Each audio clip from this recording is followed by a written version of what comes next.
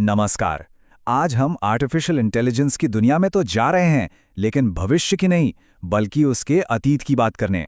हम उस छिपे हुए पुराने इंजन को देखने वाले हैं जो आज की सबसे मॉडर्न टेक्नोलॉजी को चला रहा है। सुनने में ये सवाल थोड़ा अजीब लगता है ना? कि भाई 19वीं सदी के मैथ्स का 21वीं सदी के एआई से क्या लेना देना हो सकता है।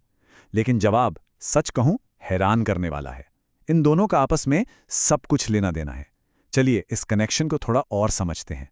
जरा सोचिए, एक तरफ तो है 150 साल से भी ज्यादा पुराना गणित जो शायद किताबों में ही पढ़ा था, और दूसरी तरफ है वो एआई जो हमारी दुनिया को हमारी आंखों के सामने बदल रही है। और कमाल की बात यह है कि यही पुराना गणित इस नई टेक्नोलॉजी का असली पावर हाउस है। तो आखिर ये मशीन लर्निंग है क्या चीज? देखिए, सीधे सीधे शब्दों में कहें तो ये कंप्यूटर को डेटा से पैटर्न सीखने का एक तरीका है।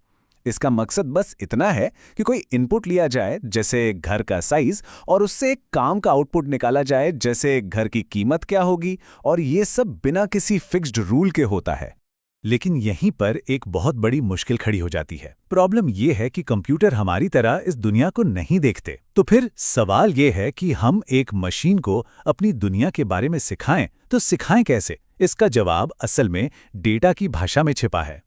एक कंप्यूटर किसी कार की तस्वीर को देख नहीं सकता या किसी डॉक्यूमेंट को पढ़ नहीं सकता। एक मशीन के लिए ये सारी जानकारी, ये सब कुछ बस एक तरह का शोर है जिसका कोई मतलब नहीं। तो सबसे जरूरी बात यह है, किसी भी मशीन को किसी भी तरह के डेटा से कुछ भी सीखने के लिए उस डेटा को पहले उस अकेली भाषा में बदलना पड़ता है जिसे वो समझती है, और वो भाषा है नंबरों की भाषा। और यहीं पर एंट्री होती है लीनियर अलजेब्रा की। ये हमें डेटा से बात करने के लिए शब्द देता है। हर एक डेटा पॉइंट, मान लीजिए एक घर की सारी जानकारी, जैसे कितने कमरे हैं, कितना एरिया है, उसे बस नंबर्स की एक लिस्ट में बदल दिया जाता है, और इसी लिस्ट को हम कहते हैं वेक्टर। अब सोचिए, जब हमारे पास हजारों घरों का डेटा हो, तो हम इन सभी वेक्टर्स को एक साथ एक बड़ी सी टेबल या ग्रिड में रख देते हैं। इसी विशाल ग्रिड को मैट्रिक्स कहते हैं। ये एक तरह की सुपर स्प्रेडशीट है जिसे कंप्यूटर आसानी से प्रोसेस कर सकता है।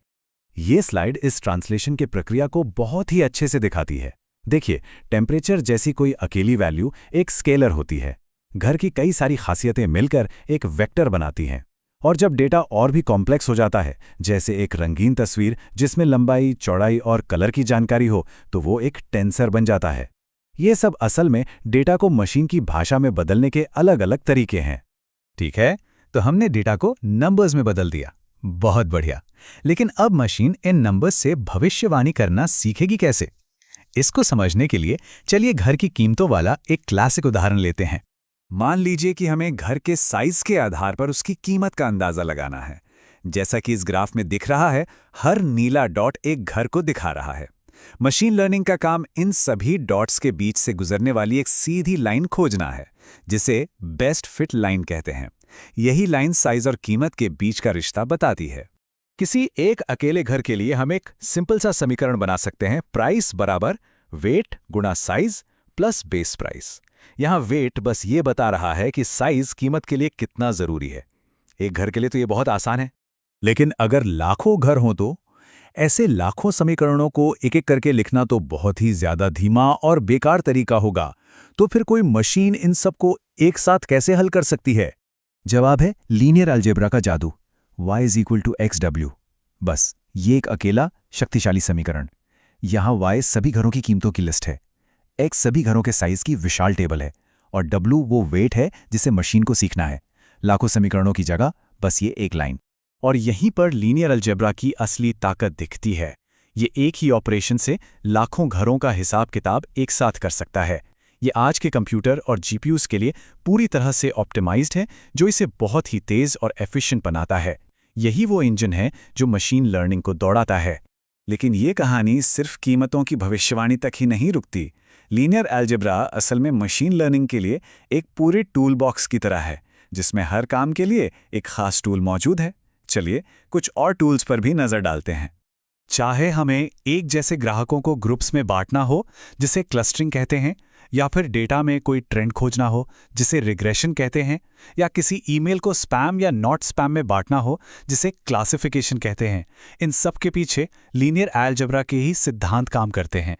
जैसे कि रिग्रेशन में लीनियर अलजेब्रा हमें एक ऐसा दमदार फॉर्मूला देता है जो मैट्रिक्स का इस्तेमाल करके एक ही झटके में डेटा के लिए वो बेस्ट फिट लाइन ढूंढ लेता है।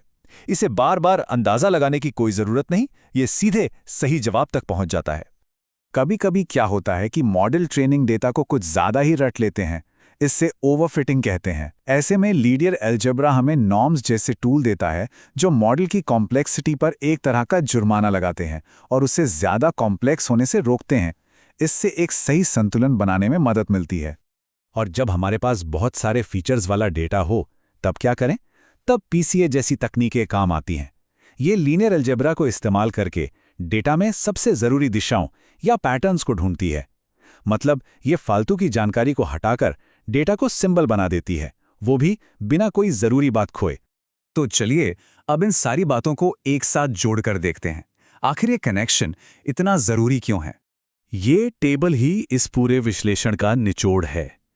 लीनियर अलजेब्रा मशीन लर्निंग का सिर्फ एक हिस्सा नहीं है, ये तो उसका पूरा का पूरा ऑपरेटिंग सिस्टम है। डेटा को समझने से लेकर भविष्यवाणी करने और उसे बेहतर बनाने तक हर एक जरूरी काम लीनियर अलजेब्रा के ही किसी न किसी टूल पर निर्भर करता है। तो हम कह सकते हैं कि ये हमें डेटा को स्ट्रक्चर करने के लिए एक भाषा देता है और उस पर तेजी से कैलकुलेशन करने के लिए एक इंजन देता है। इसके बिना मॉडर्न एआई के बारे में सोचना भी मुमकिन नहीं होता। और ये सब हमें एक बहुत ही दिलचस्प सवाल के साथ छोड़ जाता है। अगर 19वीं सदी का गणित आज की एआई को चला रहा है, तो भविष्य की टेक्नोलॉजी को कौन सी भूली बिसरी खोज शक्ति देगी? क्या पता अगली बड़ी क्रांति किसी पुरानी किताब के पन्नों में ही हमारा इंतजार कर रही हो।